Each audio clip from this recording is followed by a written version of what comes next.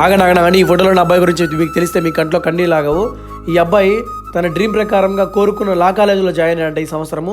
ఈ అబ్బాయి చాలా ఎక్కువగా కష్టపడతాడంట. 2 నెలల క్రితం భోపాల్ వెళ్ళాడంట క్రికెట్ టోర్నమెంట్ కోసము.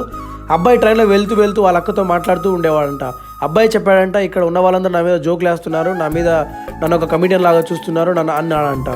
అండ్ ఇక్కడ వచ్చినందుకు కూడా నాకు చాలా బాధగా ఉందని కూడా అన్నాడంట. ఏదేమైనా కూడా అబ్బాయి చెప్పిన మాటలు విన్న వాళ్ళ అక్క కొంచెం భయపడిందంట.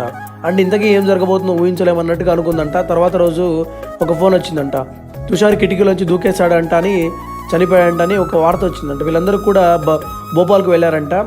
అక్కడికి వెళ్ళిన తర్వాత చూస్తే ఆ అబ్బాయి వెనుక పక్క వీపు మీద ఏవేవో గీతలు కనిపిస్తున్నాయంట. వీళ్ళంతా వెళ్ళి ఎక్కడ ఇన్సిడెంట్ జరిగిందో ఎగ్జాక్ట్గా ఆ రూమ్ని చూశారంట. ఆ రూమ్ని చూసాక అర్థమైంది ఏంటంటే ఆ అబ్బాయి ఎట్టి పరిస్థితుల్లో కూడా ఆ కిటికీలో సరిపోడు.